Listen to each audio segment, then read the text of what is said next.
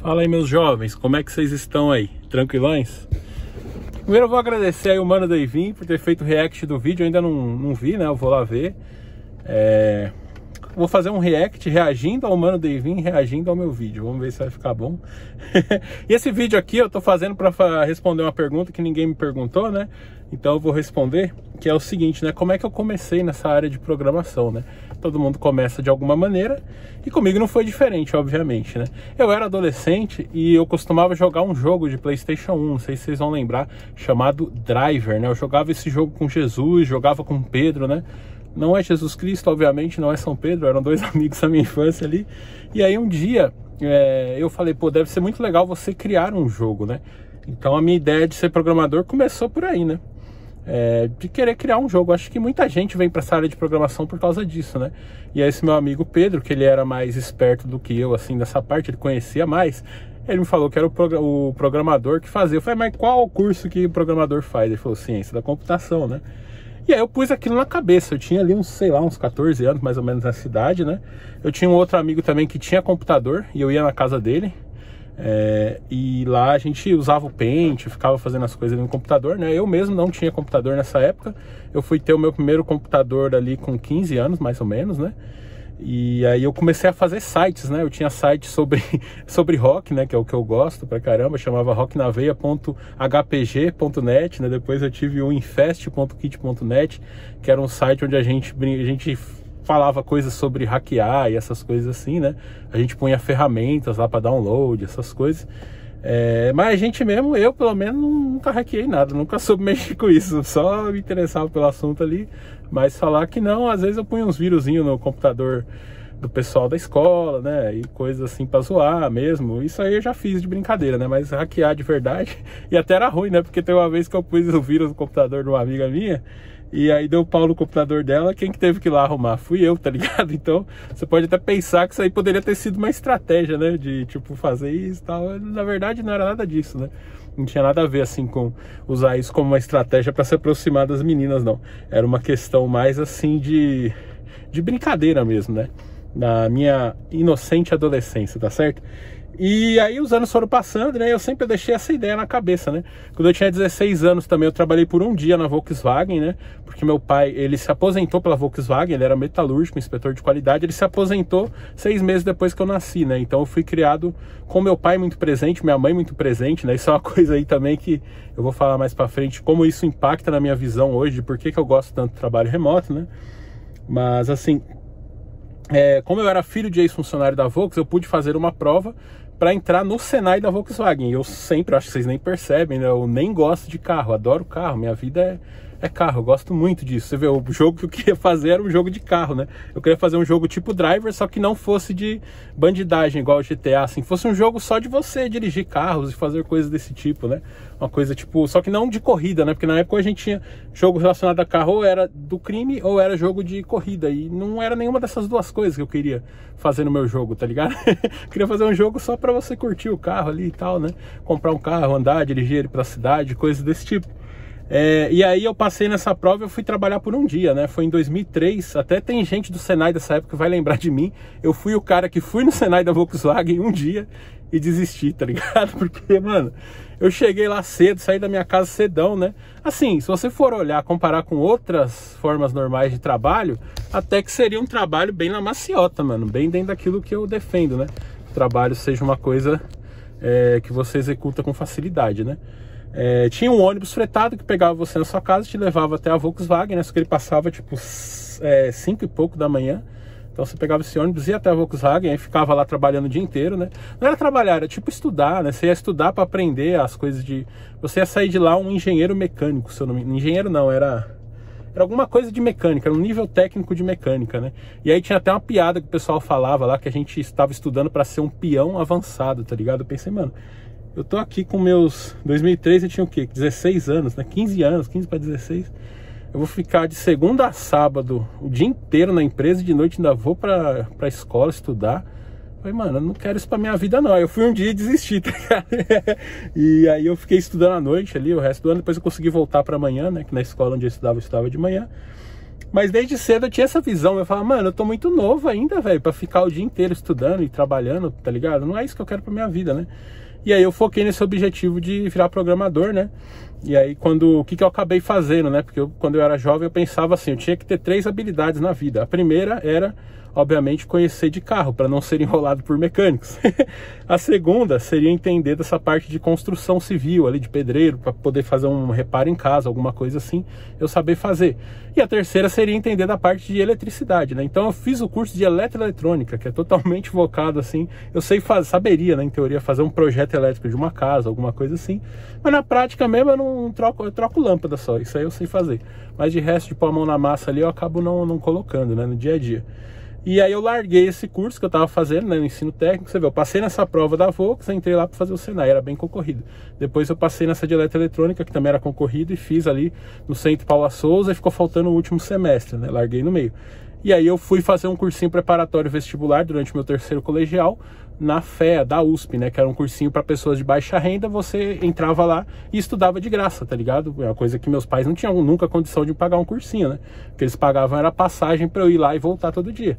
E aí eu retornei para aquela sina, né? Porque assim, se na Volks, quando eu tinha 15 para 16 anos, eu ia sair de casa às 6 da manhã e voltar meia-noite e meia, eu não quis. Quando eu cheguei no 3º colegial, eu me vi numa situação onde eu tava saindo de casa tipo umas 6h30 também, que eu estudava de manhã, e depois à tarde eu ia pro cursinho, chegava em casa umas 9, chegava em casa 9 da noite, tocava uma hora de bateria, ia dormir para repetir no outro dia, né?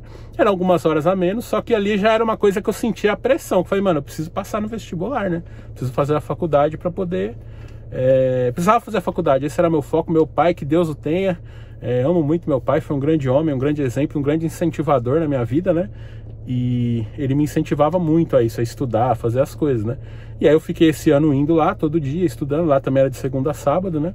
E aí depois eu fiz a prova, né, pra USP, passei na primeira fase, na segunda fase eu não passei. Mas ali já tinha começado o ProUni, né? A turma que eu entrei já era a segunda turma do ProUni, assim, que tava, segundo vestibular que tava tendo ProUni, né? E aí eu consegui bolsa integral, né? Eu até fiquei feliz porque minha nota eu consegui passar em primeiro na entre os bolsistas da faculdade que eu fui, né? Na PUC de São Paulo. E aí foi assim que eu comecei a ser programador, tá certo? Caminho bem padrão mesmo, né? Eu era um jovem nerd que gostava de computador, gostava de games, gostava de tecnologia. Eu ia bem na escola, né? Sempre me dei bem nas matérias, sempre tirei boas notas. Entrei na faculdade de ciência da computação e comecei a cursar, né? Isso na PUC de São Paulo, o ano era 2006, tá certo? Então eu comecei na PUC de São Paulo na turma de 2006. E aí tinha muita matemática, tinha muitas matérias assim, mas eu ia bem, né? Até porque eu precisava ir bem. Se eu não fosse bem, eu perderia a minha bolsa. E o que eu fazia era só ir pra faculdade. Eu ia pra faculdade de manhã, e aí à tarde eu fazia as lições, os trabalhos, as coisas, né?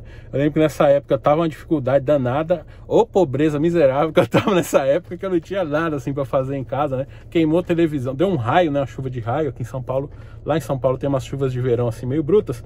E queimou tudo, queimou minha TV, queimou meu computador, queimou os amplificadores da minha banda que a gente ensaiava. Então eu não tinha literalmente nada pra fazer, velho. Chegava da faculdade e ficava lá.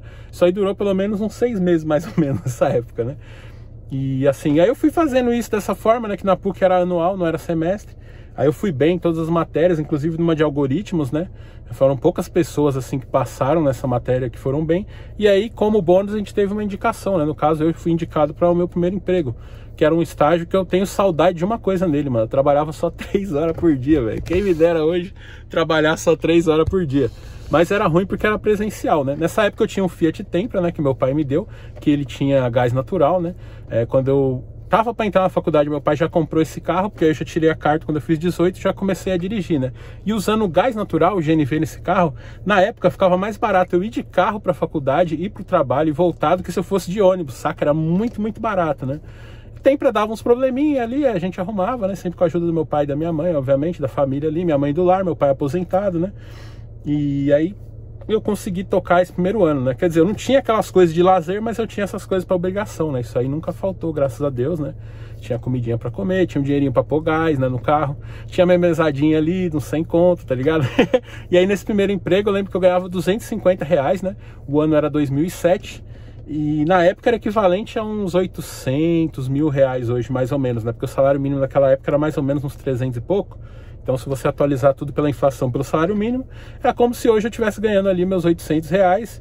E ainda tinha ali do meu pai e da minha mãe, me dava mais ali uns... 800 não, vamos arredondar para 1.000, né? Que agora o salário mínimo tá 1.300. 1.000 reais eu ganhava nesse estágio e mais...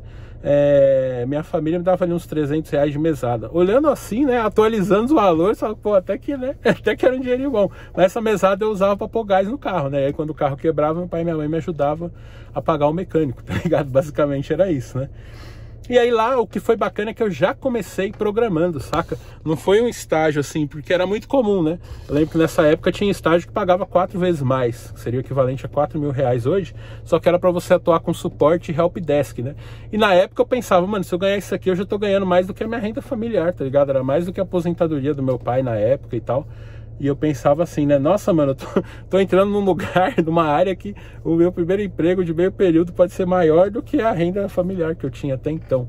Então eu falei, nossa, escolher a área certa, né? Mas eu fui pra esse porque a professora falou que nesse eu ia ganhar pouco, mas é um quarto, né, do que eu ganharia sendo estagiário de suporte, mas eu ia aprender muito, né? E assim foi, já comecei a mexer, na época era Java Swing, né? Eu lembro muito bem disso. O primeiro sistema que eu fiz foi um sistema de biblioteca, para poder cuidar da biblioteca, assim, cadastrar livros, fazer busca, essas coisas.